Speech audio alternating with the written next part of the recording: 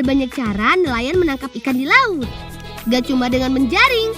Berikut ini beberapa cara menangkap ikan di laut yang tentunya ramah lingkungan ya. Yuk disimak. Bajubi, si panah ikan jitu. Saat cuaca sedang buruk dan kapal nggak bisa digunakan untuk melaut, masyarakat Indonesia Timur biasanya mengandalkan bajubi untuk mendapatkan ikan. Bajubi terbuat dari kayu yang dipahat mirip gagang senjata. Di bagian atasnya ada bambu yang dikaitkan untuk tempat tombak besi. Tombak besi kemudian ditarik dengan karet ban yang jadi pendorong pegas. Saat ditembakkan, wuss! Tombak pun akan melesat lurus ke depan. Bukan cuma harus membidik dengan sasaran jitu. Menangkap ikan dengan bajubi juga harus jago berenang dan tahan lama di bawah air. Semakin besar bajubi, semakin besar ikan yang didapat. Memakai panah bajubi juga ramah lingkungan ya, Bolangers. Karena kita hanya memanah ikan yang besar dan mengambil secukupnya saja. Layangan sang penakut ikan. Ada lagi nih cara unik orang Bajo mencari ikan, yaitu dengan memanfaatkan daun saroko kering yang dijadikan layangan. Ikat daun dengan tali pancing tanpa memotong atau mengubah bentuk daunnya. Memancingnya juga nggak pakai kail, tapi pakai simpul jerat. Letakkan umpan ikan pada simpul jeratnya.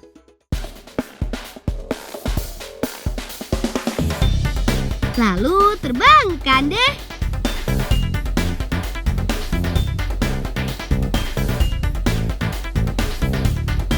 Memancing ikan dengan layangan dilakukan untuk ikan-ikan yang berenang di permukaan seperti ikan cucut, ikan sori, atau ikan timbaloa.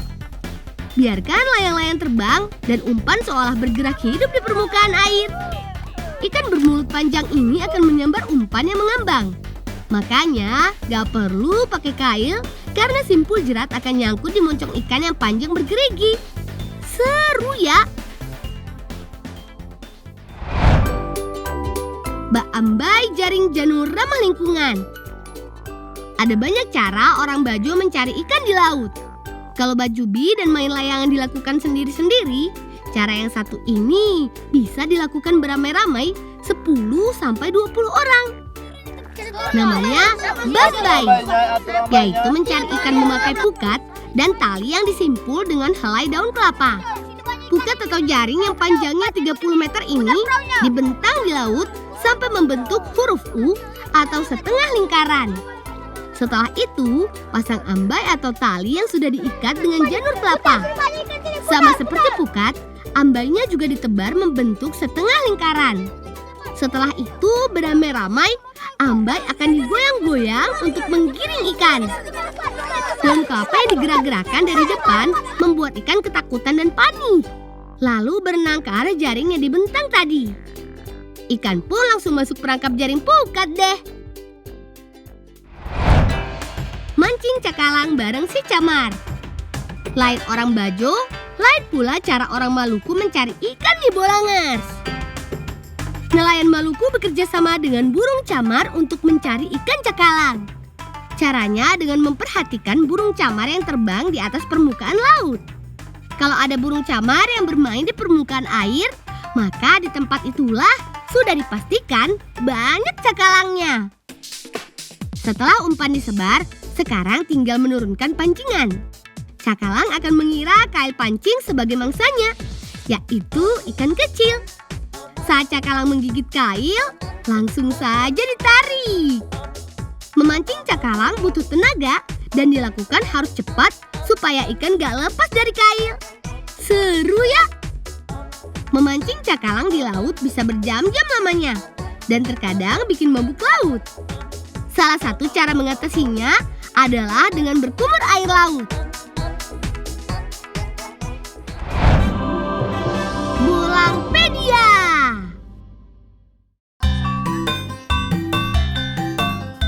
Bulangers, tahu nggak kalau Indonesia adalah negara penghasil sagu terbesar di dunia? Sagu tersebar hampir di seluruh wilayah Indonesia dan punya banyak banget olahan turunannya. Mau tahu apa aja itu? Yuk disimak. Kue bangkit yang membangkitkan selera. Di Sumatera, ada kue bangkit yang berbahan baku dari sagu.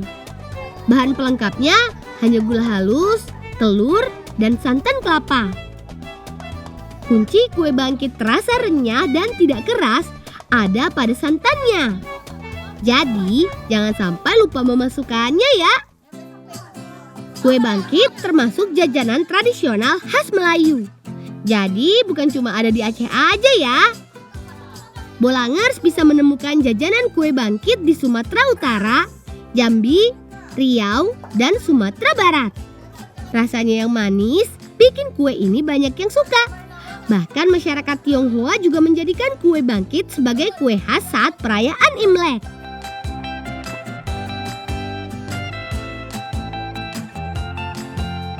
Uniknya, kenapa kue ini disebut kue bangkit? Menurut cerita tetua, kue ini disebut kue bangkit karena saat dikeluarkan dari panggangan, bentuknya 2 kali lebih besar dari awalnya. Jadi disebut bangkit atau mengembang.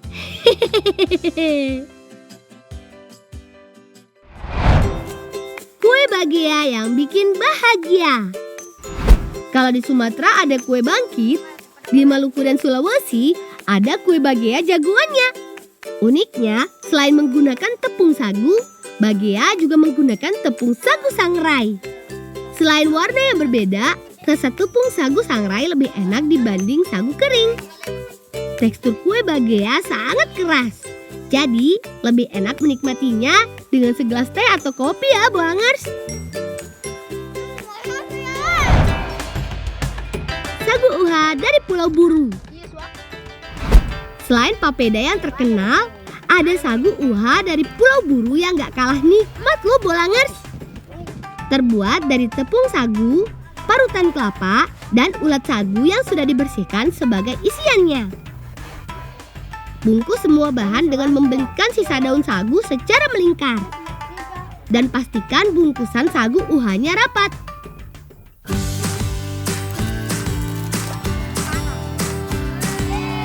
Makanan ini paling pas dimakan saat masih hangat. Sisi luarnya akan terasa kering renyah, sementara di dalamnya empuk dan gurih. Dari tadi ngomongin makanan, jadi bikin lapar nih. Jangan kemana-mana ya teman-teman. Setelah ini kita bertualang ke Sangihe dan Maluku, yuk!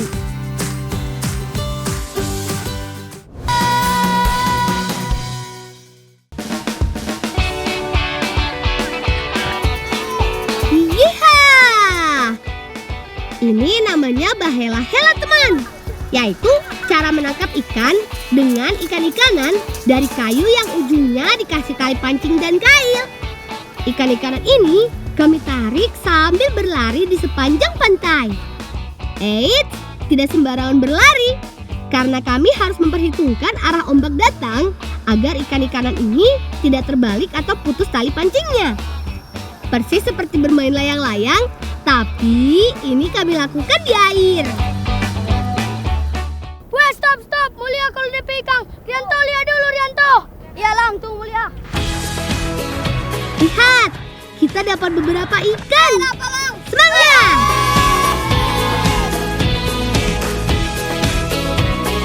Bersyukur kami dilahirkan di Pulau Sangihe ini. Di sini, ikan begitu melimpah. Oh ya, teman di rumah masih penasaran tentang alat kami ini? Tenang, kami kasih tahu kalian cara membuatnya ya.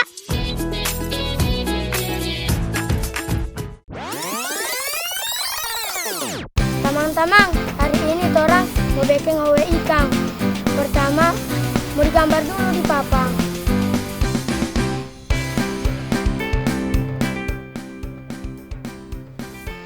Ini sudah digambar tuh, tinggal mau ikut DP bentuk ikan.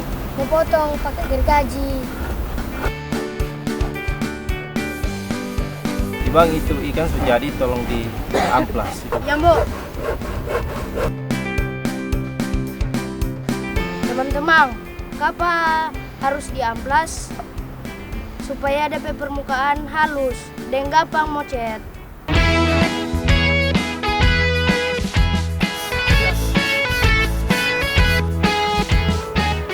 Kalau sehabis diamplas, tinggal mau dicat. Pas ya, apa ini? Penendang. Nah, cara bikin bahela-hela gampang kan? Kalian juga pasti bisa membuatnya di rumah. Biar makin keren, selanjutnya tinggal kita warnain. Oh iya, ikan mainan ini berfungsi sebagai umpan. Jadi, semakin mencolok warna catnya akan semakin menarik perhatian ikan. Nah, ikannya perlu dicat so jadi. Nih. Iya.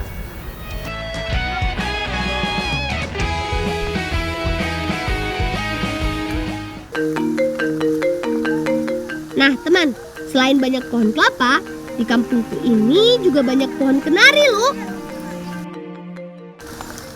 Bolang, bantuin, Mbok. Oh iya, Mbok. Siapa, Mbok? Bantuin, Mbok. Mau angkat tangga. Mulai kemari. Wah, pohon kenarinya cukup tinggi juga. Kalau gitu, kita pakai tangga bambu ini saja. Oh iya, bagi masyarakat Indonesia, pasti sudah tidak asing lagi kan dengan kenari? Bagi yang belum tahu, seperti inilah pohonnya teman. Berdiri tegak dan bahkan ketinggiannya bisa mencapai 45 meter loh. Sudah cukup banyak kan Paman? Kalau begitu, ayo kita bawa pulang.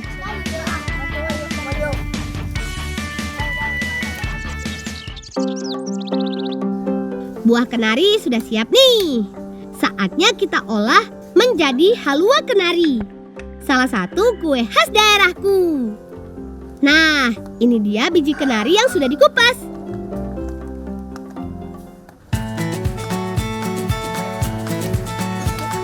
Lanjut ke proses berikutnya. Panaskan minyak kelapa, lalu masukkan gula pasir. Aduk-aduk sampai gula berubah menjadi karamel. Sip, saatnya memasukkan kacang kenarinya. Tahap ini tidak memerlukan waktu yang lama kok. Cukup aduk sampai semua kacangnya terlumuri oleh karamel. Selagi hangat, adonan halua kenari harus langsung dicetak. Karena jika sudah dingin, gula akan mengeras dan susah untuk dibentuk. Cetak di atas daun pisang sebagai alas supaya tidak lengket. Selanjutnya, tinggal dipotong persegi. Tada! Ini dia halua kenari dari Pulau Sangihe. Teman di rumah pasti kepengen kan? Mari makan. Oh iya teman, kacang kenari merupakan salah satu biji-bijian yang kaya akan asam lemak tak jenuh, serta memiliki kadar asam lemak yang rendah.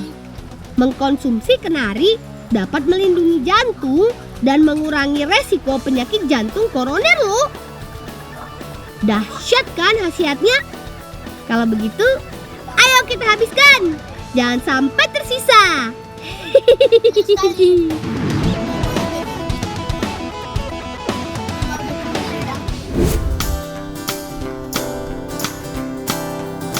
Gimana? Pengalaman membuat halua kenarinya seru kan? Lanjut mencicipi hidangan ikan kelapa bakar ala kami anak-anak Maluku Utara yuk. Tepatnya di desa Indomut, Kabupaten Halmahera Selatan. Benar-benar nikmat. Sedapnya sambal bakar dipadukan dengan ikan yang berasa agak manis karena air kelapa menjadikan masakan ini sempurna. Teman di rumah pada ngilur ya.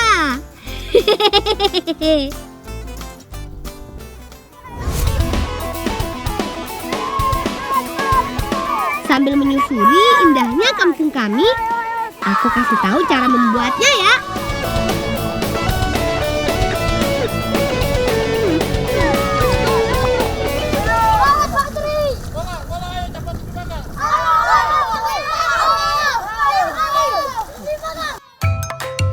Ya, meskipun masih asik berenang, kami harus berhenti dan bantu paman nih. mengangkat ikan di bagan apung milik paman. Waduh, saking asiknya bermain, sampai lupa berkenalan dengan teman di rumah. Namaku Winky, dan ini sahabat-sahabatku. Namanya Fajri, Isran, dan si kecil Acim. Yuk, ikut ngebolang bareng kami. Kita udah sampai di bagan milik paman nih teman. Mengangkat jaring harus dilakukan dengan serempak. Tarik setiap ujungnya secara berbarengan sampai ikan muncul ke permukaan. Ayo tarik! Lihat teman, ikannya banyak. Ikan-ikan ini jenis kira atau make. Mereka adalah jenis ikan yang suka berkelompok. Itu artinya sekali tarik jaring langsung dapat banyak hasil tangkapan. Oh iya teman, bagan apung adalah salah satu alat tangkap ikan tradisional yang masih banyak dipakai sampai sekarang. Banyak nelayan di sini memilih menggunakan bagan apung untuk menangkap ikan karena lebih mudah dipindah-pindah dan hasil tangkapannya banyak. Semang yang dipasang di sisi kanan dan kiri kapal membuat bagan aman dari goncangan ombak dan arus. Papunui. Terima kasih Penawi. Terima kasih Papa. Lanjut ngebolang yuk.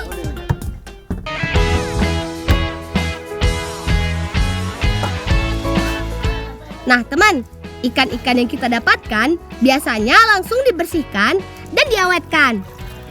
Salah satu cara mengawetkan ikan di daerahku ya dengan proses penggaraman. Kalau teman di rumah mungkin mengenalnya dengan sebutan ikan asin. Selain jenis ikan, kualitas ikan garam juga ditentukan dari proses dan bahan yang digunakan. Biar lebih tahu, yuk ikut belajar bersama kami. Ada yang unik nih, sebagai pengganti cuka makanan, kita gunakan buah mawe. Larutan air dari buah mawe ini terasa asam sekali. Jadi, untuk menekan biaya produksi ikan garam, masyarakat di desaku lebih memanfaatkan buah mawe ini ketimbang cuka. Selanjutnya, campurkan larutan garam dan larutan buah mawe ke dalam tempat yang sudah berisi ikan bersih. Aduk sampai semua merata. Sekarang ikan siap untuk dijemur. Baik kak, kami lanjut ngebolang lagi ya. Berangkat!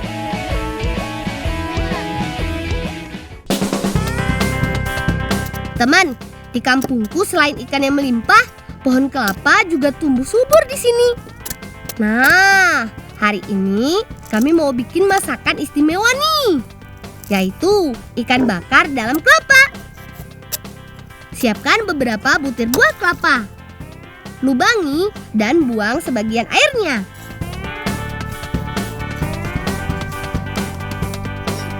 Lalu masukkan ikan kira hasil tangkapan kita tadi.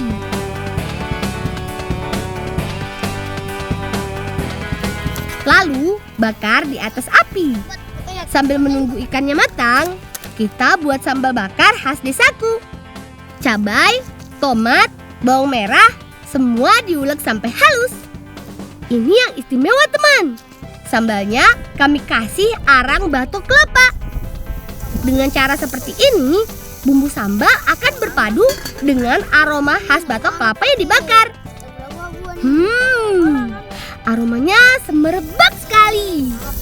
Rasanya pasti sangat nikmat.